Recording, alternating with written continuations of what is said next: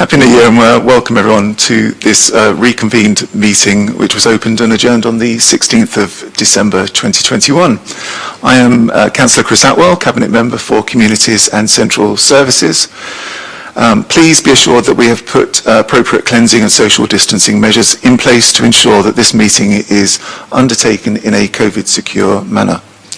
Limited public seating has been made available and this has been allocated in such a way that all present are aware of the COVID secure protocols in place. This meeting is also being webcast to allow the public to attend remotely if they so wish. Please be advised that the public seating area is not in view of the camera used to webcast this meeting. May I ask members to remain seated throughout the duration of the meeting where possible and to wear a face covering unless seated. If the continuous fire alarm sounds, please evacuate the room and public gallery by the stairwells. Do not attempt to use the lifts. Please assemble at the turning circle at the end of King Henry Street past the University's Park building.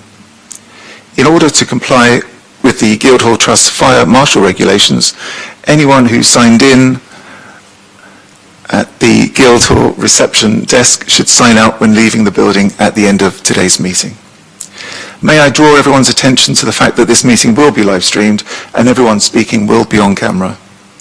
Members of the press and public are also permitted to record the meeting on the understanding that it neither disrupts the meeting nor records those stating explicitly that they do not wish to be recorded. Please can everyone use the microphones and remember to switch them off when you have finished. Let's do introductions. So let's start with members. Councillor Jeanette Smith, I'm here as part of the membership of this board. Thank you, Jeanette. Councillor Lee Mason, Opposition Representative. Thank you, Lee. Let's officers. Natasha Edmonds, Director of Corporate Services. Thank you, Natasha. Claire Looney, Commissioning and Partnership Manager. Thank you, Claire.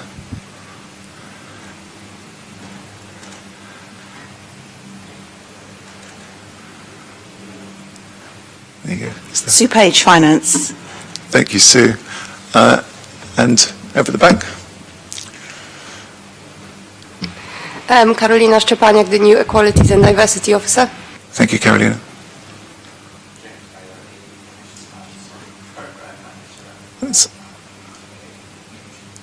And thank you, James. Do you want a moment?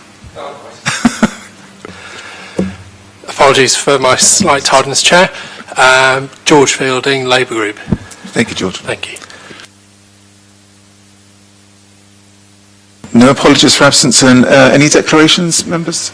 Yeah, just my normal one, which is I'm in full-time employment of Hampshire Branch Unison. There's nothing on the agenda that precludes me from sort of speaking, but just to declare that that's one of my interests. Thank you. Any other declarations? No. Okay, there are no deputations, so we'll move on to business. Let's get to business. Queen's Jubilee. Claire Looney, you're here, Partnership and Commissioning Manager. Thank you very much for the report. Is there anything in addition to it that you'd like to comment on or let us know about? Chair, thank you very much. I just want to stress the fact that we're really looking forward to having 4 days of activities across the city, which will help build on that sense of community and the sense of community cohesion that has really emerged from the pandemic. But instead of that being about addressing the pandemic, it's an opportunity for those communities to come together to celebrate and reflect on the 70 years of service which the Queen will have given to this country. We are aware that we've tried to get a geographical spread with those activities. We've also tried to ensure that we are responding to the national programme of activities that occur, but in a fun and Portsmouth-specific way. So it makes it relevant to us as a city and gives lots of opportunities for communities to do their own thing within a wider framework. We hope that the collection of activities that we have proposed, from a beacon lighting, which is a very traditional way of marking a national centenary, not centenary, it's not 100 years, apologies, a 70th anniversary, which is a complete unique anniversary for us to be celebrating as a Jubilee, with one in the north of the city and one in the south of the city, will then be followed by 4 days of activities through that extended bank holiday weekend at the beginning of June. We have the very much loved and very welcomed proposal around street parties where possible in directly communities to hopefully bring those communities together. We also have the opportunities for the big lunch activities, which would be on the Sunday, and that's especially targeted at those communities where perhaps for reasons such as transport reasons, being on a major road infrastructure, they are unable to close their road and have a street party. Alternatively, we also have the opportunity for something new and different around the environmental legacy projects, with an opportunity for wards to bid in for activities to make an environmental enhancement to their direct area, as well as a series of other activities which will be complementary and will emerge over the next few months, such as communities getting involved in the Plant a Tree for the Jubilee, part of the Queen's Jubilee Canopy programme, and also our own opportunity and dedicated exhibition of the silver, which will, I think, be a very exciting opportunity to see some of those city treasures and also some of the Navy treasures. So the Navy have also loaned us a number of items which are going to be part of that exhibition. So we're hoping that this will be a community, very community-orientated programme of activities for communities to celebrate and mark what will be a very unique celebration for that Jubilee. Yes, thank you, Claire. And the central theme of communities coming together in the spirit of fun and friendship, I think, is what the Royal Household want us to deliver. And I think we're probably all ready for something like that. Hopefully we'll be able to do that in June. And also the silver exhibition will be fascinating, I think, for people. It will include the Braganza plate. It's going to include all sorts of wonders, many of which have not been seen for a long time. So as I say, it will include a number of things from the Royal Navy has opened their trophy collection, because obviously that integral maritime history for the city is really important. So they'll be contributing elements to the City Museum exhibition, which will be on show. Terrific, isn't it? So lots happening. So, opposition spokespersons, Lee? You read my mind, because I was planning to ask about the Catherine of Braganza plate as well. We're very similar. Yes, I was a little bit scared then, thinking I've been doing my search history. That actually is held by the cathedral, so is there any chance that they're going to join in with the sharing of their treasures? I can certainly ask. Okay. I know in the past when we tried to have them tied up with we have the tankards of a similar age, they haven't been quite so willing to, but hopefully they might be willing to put forward and be involved as well, would put forward their treasures. Well, for full disclosure, I'm a member of Cathedral Council as well, so Nudge. I can speak with the Dean. The Cathedral, I think we're also talking to the Cathedral about a special service as well to sort of take place. But good, thank you. Thanks, Lee. Any other questions on Queen's Jubilee arrangements? Happy? Just welcome really that they is spread across the city, and pleased to hear there's going to be a beacon lighting at Fort Woodley as well as at the Southsea Castle, so thank you for that. Good. Well, thank you, Claire, and thank you for explaining that there'll be, I hope, opportunities for everybody who wants to take part over the long weekend, or the very long weekend, isn't it, 4-day weekend, to have some fun and to come together with other people in the communities. Thank you. It is recommended that the outline programme of events can proceed, and that the request for £50,000 funding to support them will be found from a proposed one-off increase to the service 2022-23 budget being considered by the City Council next month. Thank you, Claire. The next item, Member Champions Protocol. James Harris, Senior Local Democracy Officer, is here to tell us about it. If you give us a quick outline, James, that would be helpful. Thank you, Councillor Atwell. So members have the report. You'll be glad to know I'm not going to go through the report verbatim, but I should just provide a bit of context and explain some of the proposed changes. So at Cabinet in June 2021, the outside bodies were to be appointed, but in the interim, the existing appointments were agreed to remain in place pending consideration of a further report on the matter. This report revisits and refreshes the existing protocol in light of benchmarking with other local authorities who have member champions, and takes on board the comments made at the June Cabinet meeting to remove the duplication of roles that have a remit which primarily sits within that of a Cabinet portfolio. To run through the changes to the document itself, which is Appendix A, so paragraph 1 is confirmation that the appointment of these roles should sit with the Cabinet, as it's not a matter reserved for full council under Chapter 4 of the Constitution, and as with the outside body appointments, is an executive function, and that is as per the legal advice in paragraph 6.1 of the report.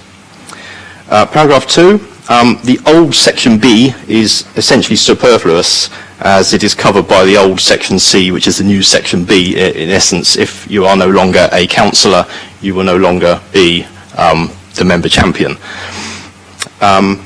Part 3 has been redrafted to make the role description a bit clearer for all parties, and notes again to avoid duplication with cabinet portfolios, and provides some general parameters to ensure the roles have an effective purpose. Paragraph 4 is unaltered, save to add a framework at the end for reporting back to Cabinet on an annual basis. And paragraph 5 is a new paragraph with regard to conduct. It's essentially been added to provide clarity to post holders as to, again, further clarify the remit of their role. The report, in addition to approving the revised protocol, the Cabinet member is requested to approve the titles and nominations until the appointments are considered again, which would usually be the first Cabinet meeting of the new municipal year, so that would be usually June each year. So the nominations are as per put in June, but with a number for the previous champion roles which fell or fall within the remit of Cabinet portfolios, subsumed into those portfolios as per the comments made at the June Cabinet meeting and in accordance with the revised protocol if adopted. That's all I have to say, so thank you very much. Thank you, James. Comments? Jeanette? Just a query, really. In 3.4, the third sector of City of Service is shown as a vacancy, and the report saying that the nominations that were put in place in June would sort of just be carried forward. Appendix B then says the third sector City of Service, there was 2 nominations, Councillor Stuart Brown and myself, and I thought at the Cabinet meeting that Councillor Stuart Brown was elected or nominated and successful in that vacancy. So could you just confirm that is a vacancy or Councillor Brown is doing that? James? Thank you. It's my understanding from the meeting that Councillor Brown was put forward by the leader to fulfil that position, but as the item was deferred, the existing appointments were agreed to continue until somebody else was appointed, and there was a previous vacancy. So it's my understanding there is a vacancy still for that position. So I can just follow up on that. Because it's the third sector and City of Service, especially with COVID and the reply that the communities need to do with COVID, I think it's really important we have a champion in that post. So could I ask the Chair to sort of take that back to Cabinet? And my understanding of that meeting, Councillor Brown was agreed, because I was there at that meeting. So it's not that I want to do it, it's if Councillor Brown can do it, but I think it's important we have somebody there in the champion role. Agree. I'll take that to Cabinet on Tuesday. Lee? I was assuming that these positions that are in Appendix B, you're actually going to be putting into place today. So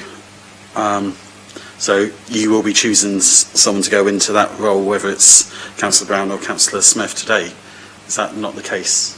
Well, James, would you like to do that? Thank you. Just for clarity, there are 3 elements to the report. 1 is to consider and agree the revised protocol. 2, the titles in Appendix B, and C, to appoint members to those said appointments. So I can appoint. If you wish to, yes. Jeanette? Can I nominate Councillor Brown then? Okay, yeah. So Councillor Brown will be the champion. Okay.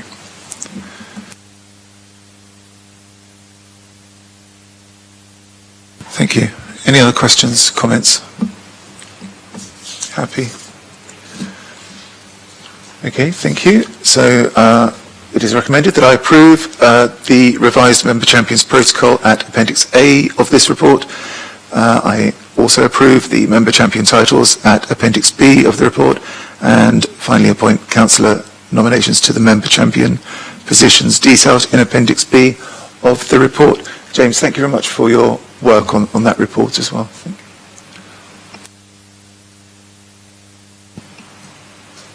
Next item, future ways of working. Connectivity report. Natasha's here.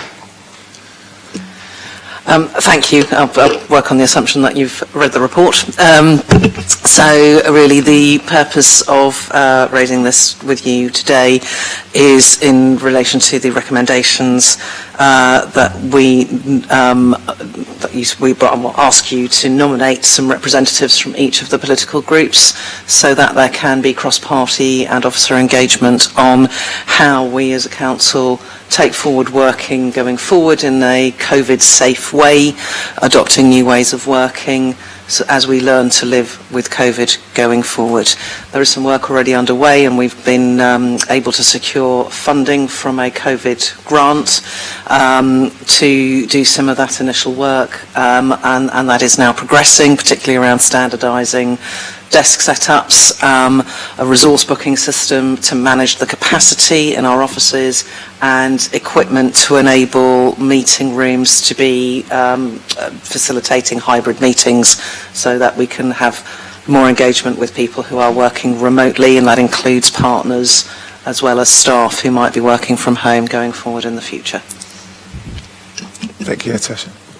And thank you for all your work around the connectivity project. It's an important piece of work, isn't it, as we work our way through the pandemic and future opportunities for how we work and live, and hope to find a balance between the two. Any questions or comments about the report? No questions, but are we going to take forward the group positions in terms of forming a working group on this? Because I think it's very important that we do.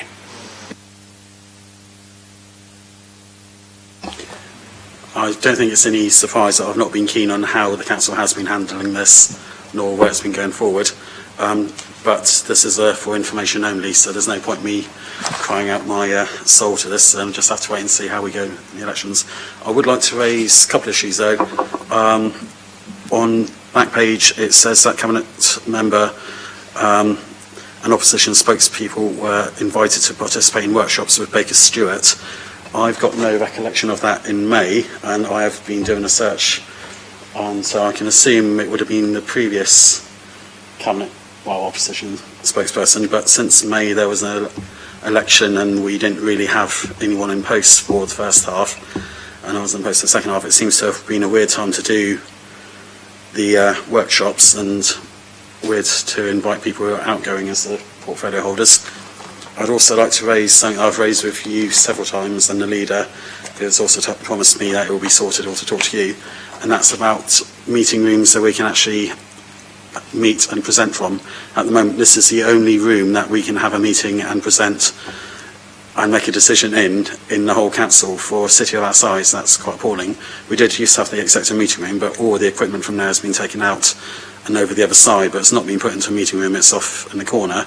So in effect, this is the only room we can make use of for any meeting we want to have. So where we've been doing text meetings, we are reliant on having to have the members of the public coming in rather than being able to watch it from home, because there was no equipment up in the executive meeting room. And I think we're quite short on that sort of facility, which I think should be a priority for especially the engagement of the public. And I know I've raised it with Councillor Dowling and Councillor Vernon Jackson as well, and they have also been quite alarmed about the situation. So could that be a priority to be addressed? Natasha, do you have a response? Yes, so depending on the nature of the meeting, one of the purposes of identifying a number of hybrid meeting rooms is so that you can have different people involved in the meeting, not necessarily in the room. So, if it's a non-decision making meeting, then that sort of a hybrid meeting room would facilitate that. We are aware of the situation with regard to equipment for live streaming. That's a slightly different issue, and that is something that we're also looking at to see what alternative technology solutions there might be to enable live streaming. At the moment, we're reliant on hardware, and you're right, there's a set of hardware in this room, and then a set of hardware in the Civic Office to facilitate virtual meetings. we would need to purchase additional hardware for each room that we then wanted to live stream in. So there's something that we are looking at going forward into next year as to how we can use different technology to live stream meetings, giving us a wider range and a greater flexibility of use of rooms to do that. So it is part of this programme to look at how we can facilitate meetings as well as live streaming and remote access. Okay, I do again want to raise the issue that we've been in this pandemic situation for a long time. We have been back to live meetings for a long time. The executive meeting room upstairs has been used for meetings, yet it is still cut off. I think this is something that's just been left on the back burner. I've raised the officers, and some of the officers do have ideas how it could be dealt with, but it hasn't been given a priority, and I think it really does need to be. It's not a case of looking how to redo it next year. We could be in a completely different situation by then. It needs to be something that was. We're in a worse situation now than we were previously. We used to have 2 rooms we could broadcast on. Now we only have 1. Sorry, we're not waiting till next year for this work. So this work is progressing currently as we speak. So the tender has gone out. We've selected suppliers. We are ready to go forward with putting the kit in to the various rooms. So it's not. We don't have to wait till April. It's a case of. What date do we have for completion? I don't have that level of detail with me, but I'm catching up with the programme team on Friday, so I can come back to you after that to look at the completion date. But we're looking at having the kit in all of the meeting rooms by the end of March, once we've defined exactly all the meeting rooms that we're going to be putting it into, because we've got some decisions to make around which actual meeting rooms we put the kit into, because we operate not just from the Civic Office and the Guildhall, we operate from a number of different sites across the city and deliver services from, for example, Medina House. We have children and family hubs, etc. So we're just working with services to prioritise all of those meeting rooms to make sure that we've got a good spread to enable effective service delivery. But the intention is all of that to be implemented and completed by the end of March this year. Does that go some way to answering? Sorry? Does that go some way to answering? Not really, but a question? I think it's as much as I'll get, so. Okay, well, we'll add it to our list of things to talk about at our next meeting. Okay, in terms of the cross-party work, I mean, I don't know if you want to go back to your groups and have a conversation about who might want to sit, Jeanette. I've gone back to my group, and it's me. It's you? There's only 2 of us, so it's me. Well, it might have been, could have been someone else. Do you want to put yourselves forward or go back to your groups?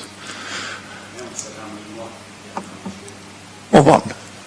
That's what we were looking for, wasn't it? I think in conversations. Well, I think one's enough, isn't it?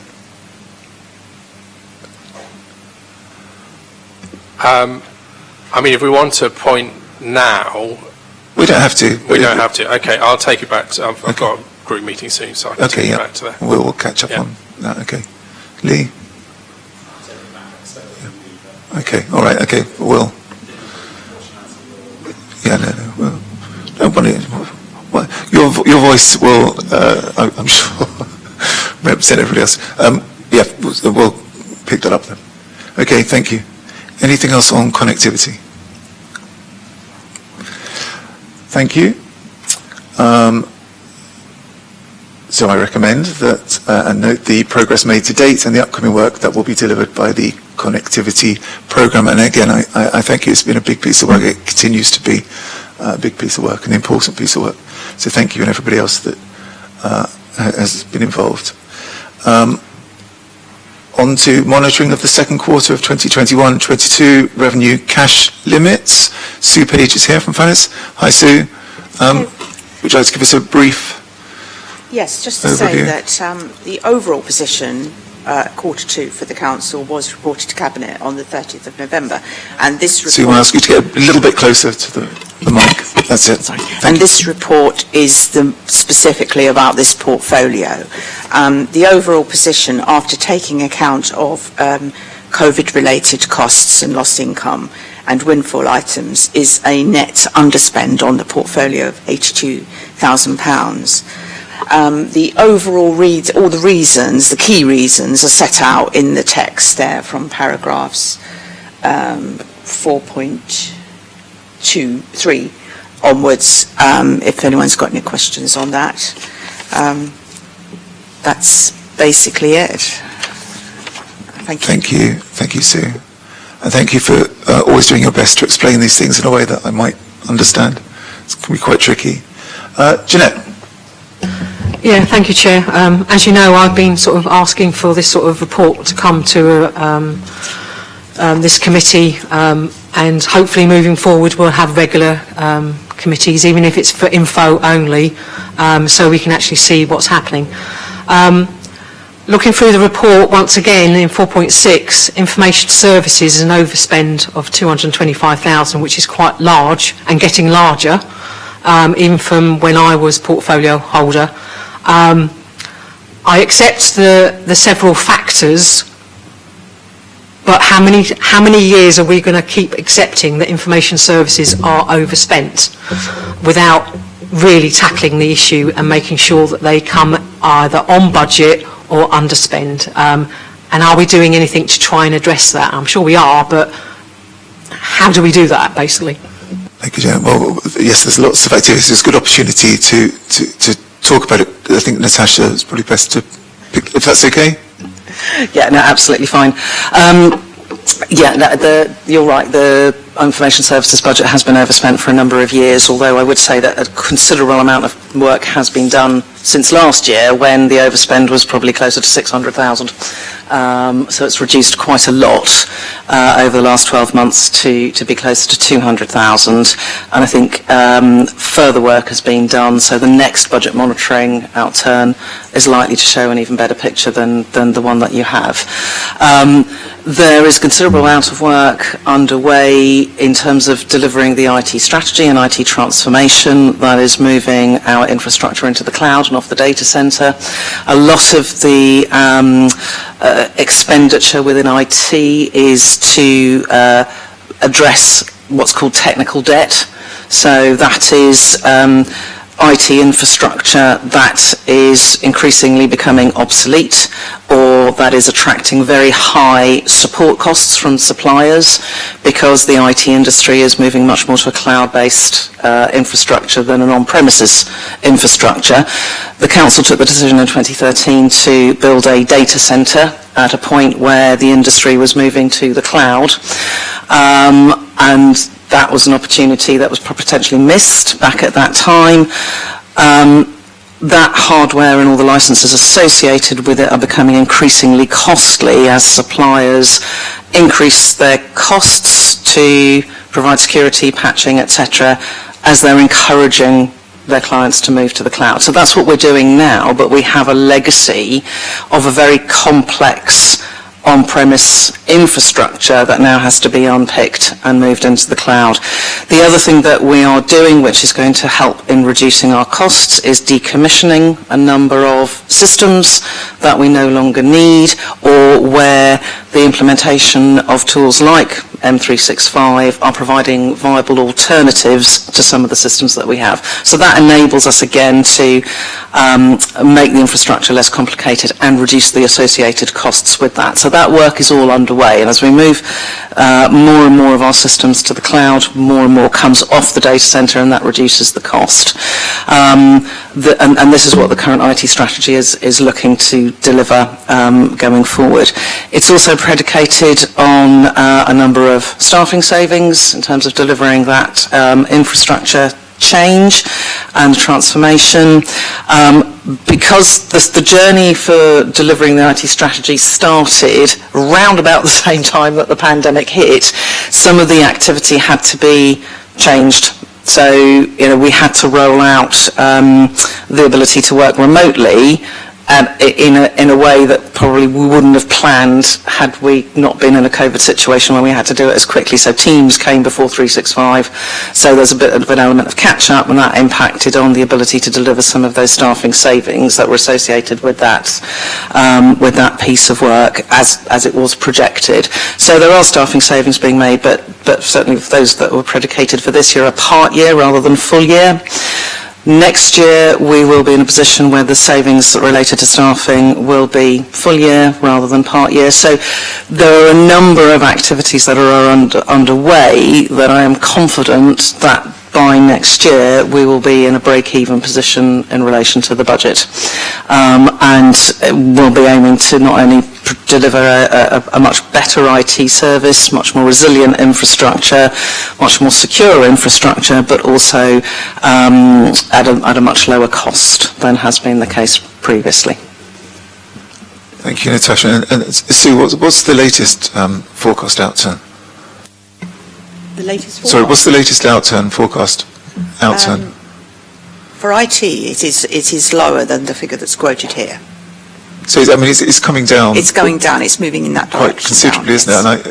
And I have to tell you, when I came into post, it was one of the two things I was most concerned about, and we've been working very hard on it over the last year. So, as Natasha said, I'm pretty confident it will, won't it? And actually take this opportunity to thank the head of IT for working hard on that. Jeanette. This is in no relation to the staff within IT. They have worked extremely hard, as the rest of the staff have in the council through the pandemic and everything else. So it's not a reflection on them. I had a sharp intake of breath when you said it was 600,000, because obviously I didn't know that, because we've never had a report that said that. I'm pleased to see that it's going down, and I will hold you to the break-even. Because it's something we really need to get a financial control of, IT. It's been going on for many years even before the pandemic, but I'm glad to see that it's now one of our priorities, so thank you. I have to tell you, I will also hold Natasha. I mean, it genuinely was one of two things when we've made significant progress, I think. Sue, sorry, back to you. Okay. No, I have nothing more to add on that. Any other questions, comments? Good. Okay. So this item is for noting. I therefore note the report. Okay, next item, workforce profile. Back to you, Natasha. Yeah, thank you. So what you have is a workforce profile report. This profiles the workforce for the year 2019 and the year 2020. It is something that we should be doing and publishing on an annual basis, so I'm very pleased to be able to present that information now for those 2 years, and to commit to doing that annually going forward. It is a really, really important part of understanding our workforce and complying with the public sector equality duty, but also, and more importantly, identifying any issues that we might have, assessing our performance, and the most important, actually taking action to make sure that our workforce is, our workplace is inclusive and our workforce is as diverse as it can be and is representative of the communities that we serve. So without that level of data, it's very difficult to know actually what our workforce looks like and what barriers there may be for staff with different protected characteristics. What it has done is identify a number of gaps in our data, but also in our data collection. So we've got plans underway which are outlined in the report to address those gaps, but it also gives us a baseline against which we can measure our progress against various initiatives as we take our strategy forward for our workforce and more broadly for diversity and equalities across the city. Thank you. Jeanette? Thank you for that report, and it's really comprehensive, and the Chair also knows that I've been banging on about equality and the duty on this anyway. So I've got one comment and one question, two questions, sorry. The comment is in 3E, the equalities data of applying for jobs. Well, that was systems thinking that took all that out, which is why I don't like systems thinking, because it has caused us a gap that is quite large. So that's just a sort of a comment sort of going forward. So the two questions I have are, one, from Employment Committee, we've got a race equality paper, succession planning and gender pay gap, and how does that feed into the equality annual report, or does it? Does it need to be separate?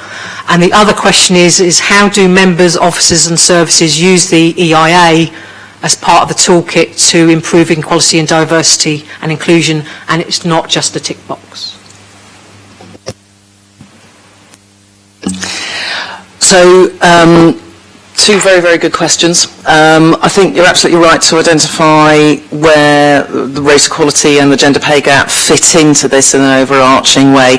That is absolutely a gap we need to address. So that is something that we are looking at going forward. And actually, I think Carolina's only week 2. But it's one of the conversations that we've already started in terms of priorities for her as our Equalities Officer, in terms of how do we bring all of this together. We have the opportunity to refresh our equality strategy in 2022, and we're aiming to use that opportunity to start to look at what different mechanisms we need to have in place for reporting, as well as for monitoring some of our data. There are, this whole area of equality, diversity and inclusion is absolutely massive, so we need to take the opportunity to put some structural framework around it so that we are using the data to point us in the direction of what the priority areas are. We know race is a priority area. I think the pandemic has shown up significant race equality issues nationally, globally, as well as in the city. But we also have a number of gaps, particularly around our LGBTQ communities and focus, as well as in our data gathering. So I can't tell you that this is what is going to happen, but what I can tell you is that we've identified that as an issue that we are going to be working on going forward. So, and obviously as outlined in the report, an annual report hasn't been done as was committed in the previous strategy, but that is something, again, that we'll be looking to reinstate going forward with the new strategy. The second question was around equality impact assessments, and I was actually just this afternoon before I came to this meeting having a conversation with colleagues about the need to review and update our approach to impact assessments across the piece, and look at what we can do in that space, not only to make sure that all impact assessments, but particularly equality impact assessments, are not just tick box exercises, but are actually meaningful, and what actions we might need to take to embed these as living documents in the way that we work. And actually this is where projects and programs like connectivity can actually assist in some of that cultural change, because one of the things, and this is seizing opportunities that have arisen from the pandemic, we know that events impact on people in significant ways. So using that learning in terms of how we use impact assessments, not just for decision meetings and ticking boxes, but also in how we think about how we deliver services on a day-to-day basis. So that is something that I'm going to be taking forward with colleagues going forward. I literally just had the meeting this afternoon to discuss the fact that we're going to need to review it, and I'm going to be assigning that to a member of my team. Okay. Well, good luck with that one because of the culture change. But at least we're now sort of back on track and, going through it in a sort of a comprehensive way. Sort of the questions really came into the workforce profile and the equality and diversity inclusion paper as well. So it's making sure that it is not used as a tick box exercise, and my fear is it is already, but I think if we can get some sort of movement on that, which you look like you've already started, then I think we can get that ball rolling, that it becomes an integral part of what we do, and second nature in what we do, rather than, we've got to go and do an EIA. And I haven't succeeded in that in the last 18 years with the council, so I wish you luck. I like a challenge. Indeed, but you're in the right place.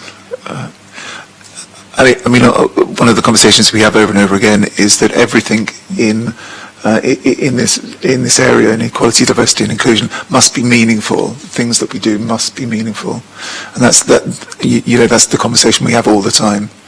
And Carolina and James being here will help us to achieve, because you need resources to do these things as well. It's a big piece of work and it takes time and energy. So I just want to take this opportunity, while there are 3 people watching, actually, to thank the staff for Race Equality Network, who have been a really terrific addition to the support the city has around EDI.